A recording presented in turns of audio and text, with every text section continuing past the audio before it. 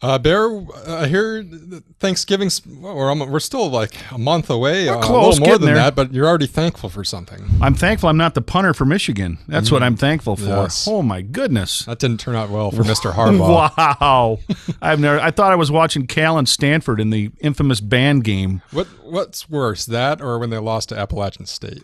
I gotta believe losing to Michigan State was worse because that's a game. I mean, he could have was fallen over, down. right? They could have won that game, and I feel bad for the kid. I know he's getting hate letters and emails and texts and Twitters from everybody telling him what a loser he is, and obviously that's not right. That's with him the rest of his life. But oh my goodness, what a way to lose a game! And and to make matters worse, the guy that scored had his hip broke because they jumped on him.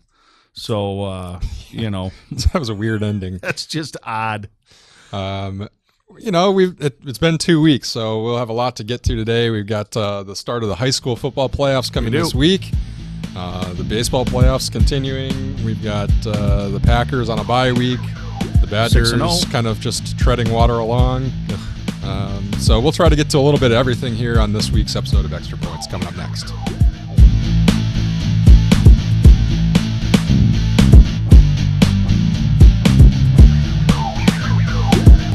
What's up, everybody? Welcome back to Extra Points. This is John Barry right here. He's the sports reporter, high school guru extraordinaire of the Gazette. We don't really operate on official titles around here. I guess I'm technically the sports editor of the Gazette, and this is our Extra Points show where we do this almost weekly. We should give a shout out to trusted viewer Evan out there for noticing that we weren't on the air last week. Yes, man. We apologize that we weren't able to get to it. Our bad, Evan. I'll buy you Coors Light. We're lucky to be here with you back on a Thursday or Wednesday or whichever day you decided to watch us this week. So appreciate you noticing. But we talk about all things local, high school, statewide sports around here. And nothing bigger this week than the start of the high school football playoffs. The road to Camp Randall begins Friday night. Parker and Delvin Darien sneak in, and we've got some interesting matchups. I guess we start with Parker. 4-5 normally isn't going to get you in the playoff field, but not enough teams to fill the 7 brackets. And as I've kind of said this week, it's not something that Parker really has to apologize for. No, it's not at all. They won 4 games. Those are the rules that were put in place by the administrators around the state. ADs even, I think, vote on that sort of thing. And when you look at it too, a team that, I mean, they were 4-5, could have been 7-2. They lost 3 games by a combined 7 points. Right, and your reward for making the playoffs? Oh, you get to go to Muskego and play the best team from the best conference in the state on the road. But you know what? For the Vikings, I think you'll look at it if you're Clayton Krieger and his kids that are coming back next year and the coaching staff, it's an extra week of practice, and it's that playoff experience. I mean, let's face it, it'd be a monumental upset if they went up there Friday night and got a win. But you get a taste of the playoffs, and you go up there with nothing to lose. And when I tell you about playoffs in Muskego, what do you think of? Janesville Craig boys basketball. That's right. So you don't have to go too far back. The biggest upset in the high school basketball last year. You don't have to go too far back to see that there's a reason they don't play games on paper. And, it's a tough task for the Vikings. Not going to have DJ Vance, the Big Eight's leading rusher, who suffered a neck injury against Madison West. DJ, they think he's going to be okay, but is the way it sounds going to be in a neck brace for a couple of weeks, and we wish him well on his road to recovery. But obviously, when you take away your conference's leading rusher from an offense that at times struggled to move the ball, and then you go up against a team like Muskego, that really hurts. Well, they also lost Sandy Toyer early in the year, right? So now you've got 2 guys from your conference record-holding relay team. Now you've got 2 of your best athletes that are out, and if you're going to go up and beat Muskego, you're probably going to need all your bullets in the chamber. Exactly, and they're not going to have that, but you know what? Like I said, a chance to get some experience, go up there, have a good showing, and maybe keep it close for a half, and who knows what could happen. But in reading about Muskego, they scoring about 40 points a game.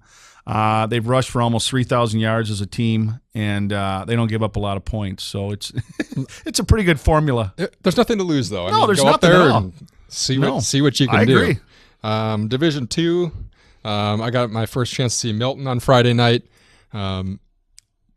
Probably should have beat Monona Grove and had an outright Badger title. Just couldn't get a defensive stop at the end of the game after they pulled off a great comeback behind Cheney Passer.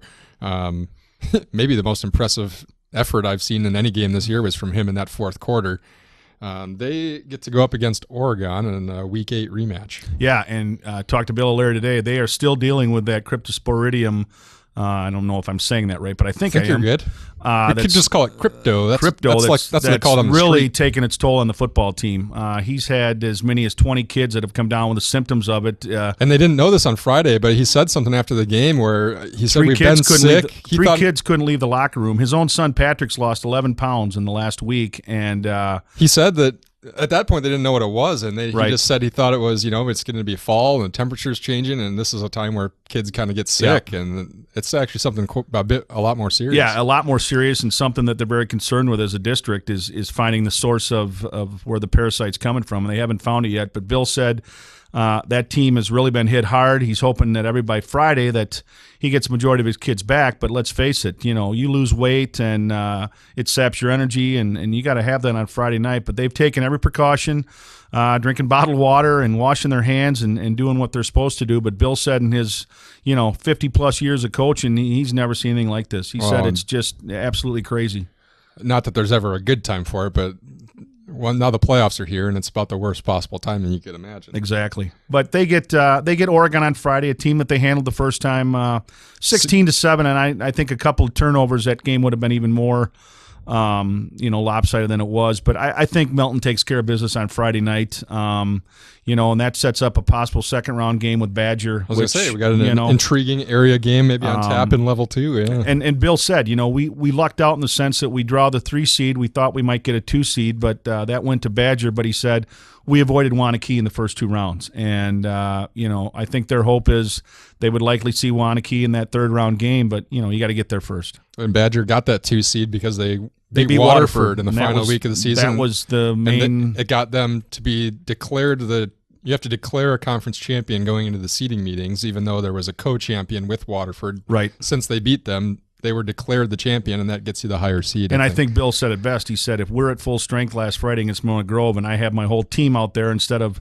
leaving 3 or 4 kids in the locker room who are too sick to come out there, we win that game, and we're not talking about that. But I think Bill's happy with the bracket that they're in. They knew at some point they'd have to play Wanakee, but if the chips fall right, the Red Hawks, if Wanakee could somehow get upset, I don't see that happening. But if they did, Melton could host a third-round game. Division 3, Evansville Albany runs the table 9-0, 6-0 in the Rock North. Congrats on the 3 seed. That didn't seem to go very well. Well, that's a matter of who's at the seeding meeting and how many schools from a certain conference are there. And, let's face it, Pewaukee's been a very formidable program for a long time. That's the school that produced the Watt brothers and JJ and Derek. And, they'll come in at 5-4. But, again, I looked at their stats. They played better at the end of the year. And Evansville, you and I both admitted we didn't think the Rock was that strong this year. I don't think anybody did. I would assume Evansville Albany can come out of there with a win, but I got to believe Pewaukee probably keeps it close. I guess you can't really argue with the fact that Kewaskum and Catholic Memorial are ranked higher. Right. Get the higher seeds, but it just kind of stinks for a team that, they can't dictate who they play in conference. They can't. And they did everything that they needed to do and ran the table. Yeah, that's just a matter of Catholic Memorial obviously is a powerhouse. They've always been a Division III powerhouse, and they play in a great conference. And Kewaskum, undefeated, probably got the votes from their area, from those fellow schools that were at the seeding meeting, and it relegated Evansville Albany to number 3. But again, right now it doesn't matter. Everybody's 0-0, and you go out and you win that first game Friday, and those teams that host a first-round game are likely to go on the road in the second round, and that's the way it's been. And, Evansville's going to have to prove that, its regular season record wasn't a fluke. Delvin Darien mentioned there in Division III also got in kind of the same way Parker did, because they got a huge upset win over Wilmot, and that tipped the tiebreaker toward them for one of those last spots, despite the fact that they were 3-4 in conference. And you and I got to witness one of the greatest post-game speeches ever given by our buddy Brett St. Arnaud, who just I don't know if there's a chance on YouTube or anything to see it, but boy, it is worth the price of admission to watch his post-game speech last night. He's always been an intense guy. He has been. He's only been there 2 years. And maybe fill him in a little bit on just exactly what happened last Friday against Wilmot. They were down now I can't even remember the numbers because it was so silly. ridiculous. It was 34-6 Yeah. in the fourth quarter, and they come all the way back, actually take a 40-36 lead.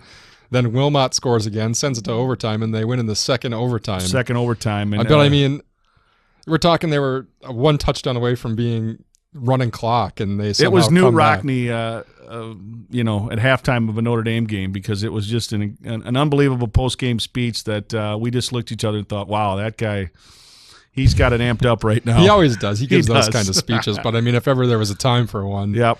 I would say it was after a comeback like that. Yep. Division 4. Yikes. I mean, it was kind of weird the way the Rock Valley South worked out, where everyone beat up on each other the entire season, and all of a sudden there were 4 co-champions at 4-2. But what that left them with was everyone has to go on the road in the first week of the playoffs. And that's, again, indicative of, I think, the strength of that conference, and I think a lot of people realize that, not to say the Rock didn't play good football this year, but I think overall, talent-wise and team-wise, I think that, the overall, I guess, product that they were putting on the field was down from years past. But again, you're in the playoffs. I know in all those teams' case, some familiarity at least, especially for Bigfoot having to go play Jefferson or East Troy, a team that they played close 2 weeks ago. Broadhead playing River Valley that they played in the season opener the last 2 years.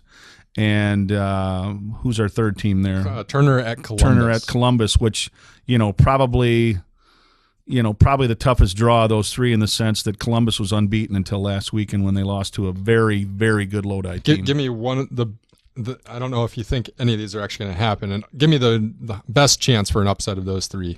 I'd say Bigfoot beating East Troy. Yeah, I think so too. I mean, it was 20-14 a couple of weeks ago. Yeah, and although certainly Broadhead, was competitive with River Valley. I mean, River Valley was a conference champion. Again, we're talking Broadhead Judah in the playoffs. I mean, that's a whole different thing for them, because they are on a different level compared to most teams once they get into the postseason. There's something about the playoffs in Broadhead Judah that brings out the best in the cards. I guess that's the weird thing about them too, is if you look back 2 weeks, they were a win against, or 3 weeks, I guess, they were a win against Turner from clinching, well, I guess a share of the Rock Valley South title. Yeah. And then if they would have won, they would have won it outright. Outright, yeah. And then you're talking now they're the 7th seed in their region. Right. And, it's been a down year for them. But that's the thing that kind of freaks me out.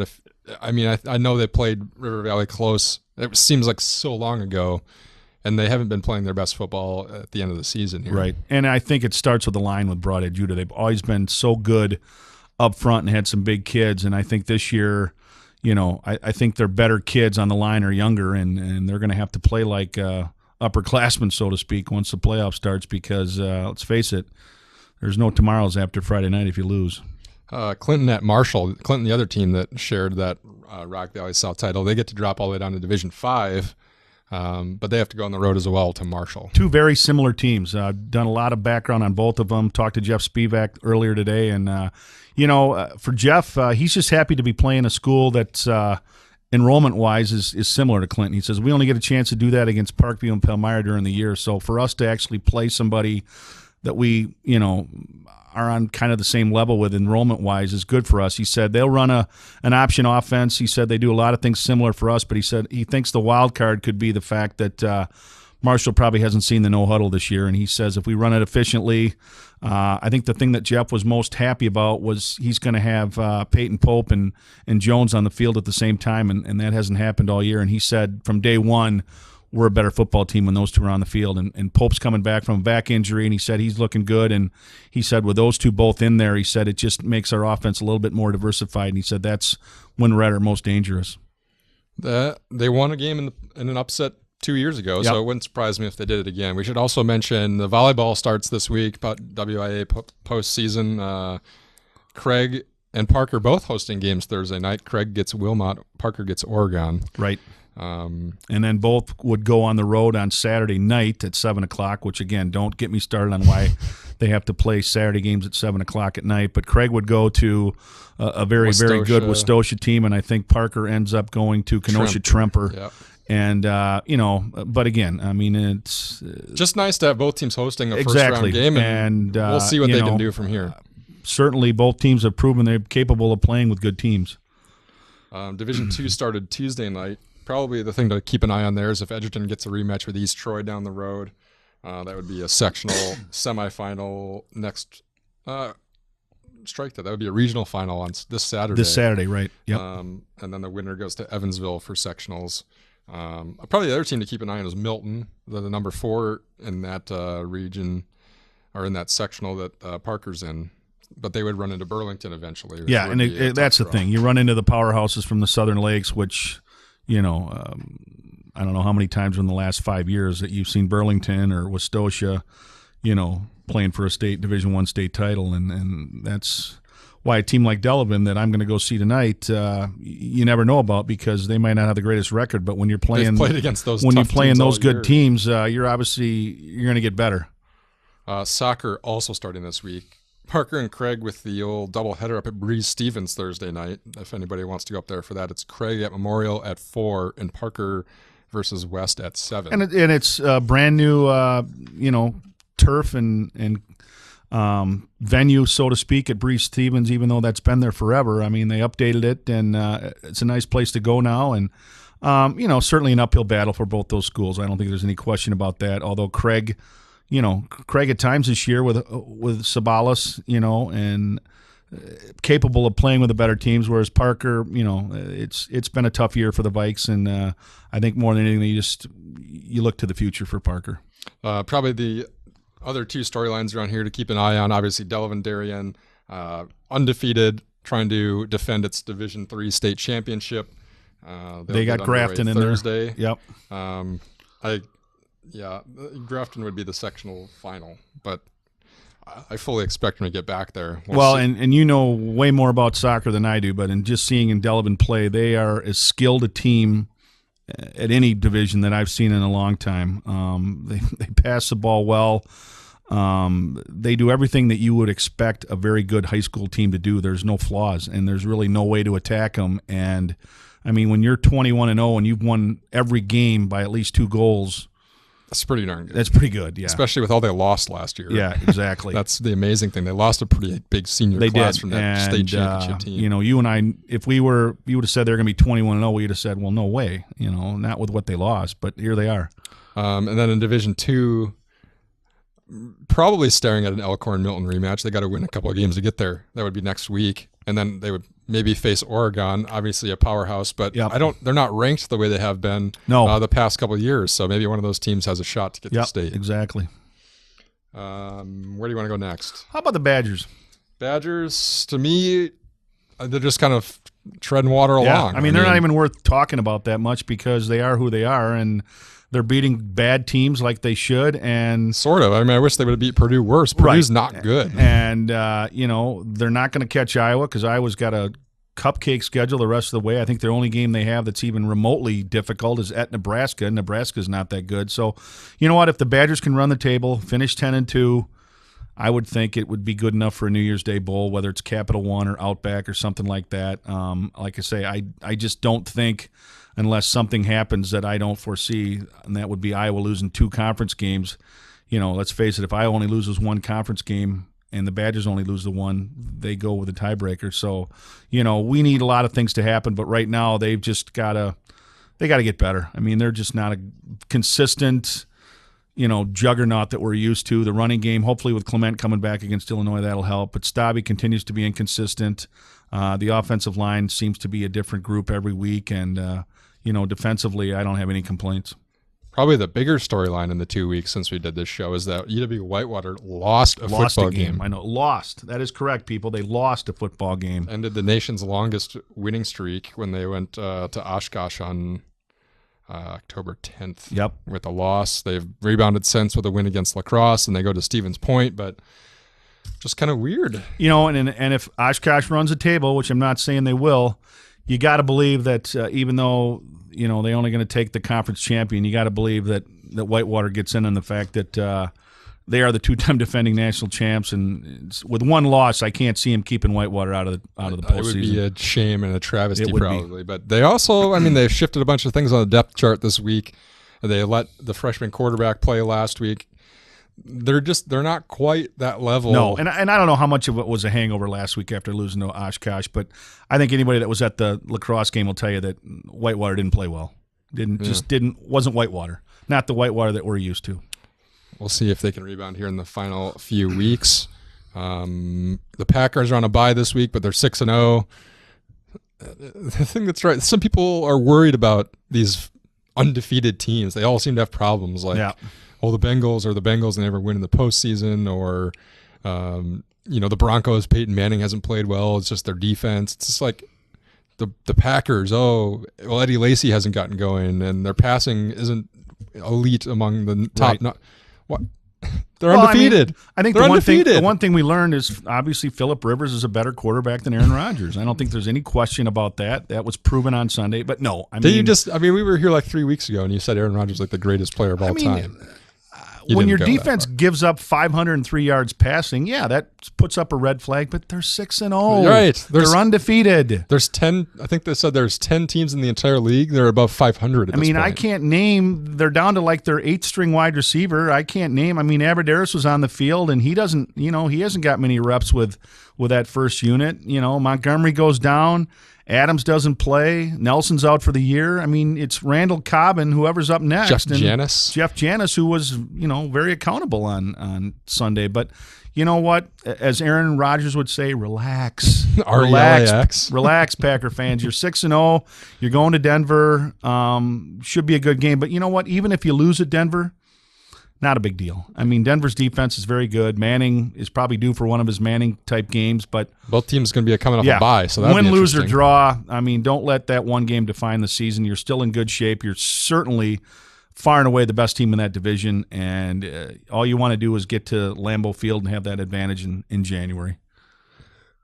How are our Dodgers doing on their World Series bid? Dodgers are doing really well. I think they're going to win it all next year. Oh, that's right. I picked them this year, didn't I? And I think we both did a couple weeks ago. They're nowhere to be found. But, I thought good pitching beats good hitting, but evidently I was wrong. And the Dodgers lineup just was not – it was just futile. They couldn't do anything. And now you're looking at the Cubs. As we tape this, it's 2-0. 2-0. And by the time you watch this, it'll be 2-1 or 3-0. Going against DeGrom, who hasn't given up an earned run, what'd they say, in 40-some innings or 38 Hasn't been good against the Cubs this year, though. And I still think the Cubs find a way to at least make that interesting. Although if they lose tonight and it's 3-0, then they're in trouble because they already said Lester's not going to come back on 3 days rest, so they're going to have to go with Hamill tomorrow, and he's, it'll be a makeshift work tomorrow. I doubt Hamill's the first time he gets in trouble, he's gone.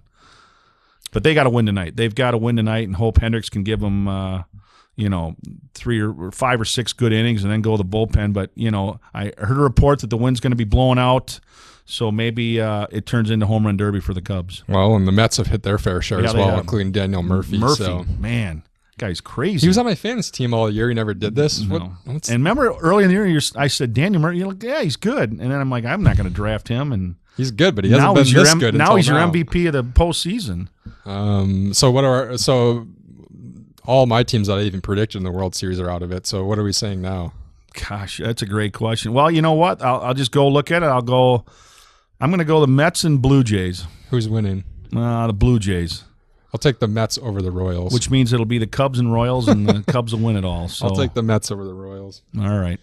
What else are we missing here? That's probably about it. I think we've covered all the bases, and hopefully next week we can talk more playoffs, and all of our teams have moved on. Yep, we'll get everybody caught up on the matchups. We'll have sectionals for soccer and volleyball. Yep. Those fields will be hopefully not whittled down too much. Hopefully we'll have a couple teams with chances to get to state still at that point. And we'll update it all then. All right. You can let us know what you think of the show. Find us on YouTube or iTunes. Leave us a comment. Find us on Twitter or email us at sports@gazetteextra.com. Let us know how mad you are about us taking a week off, or how crazy and terrible our playoff picks are, or who you think has the best shot to make state out of our local high school teams. And we'll be back to do it all again next week. Thanks to producer Andrew Ryder. See you, everybody. Take care.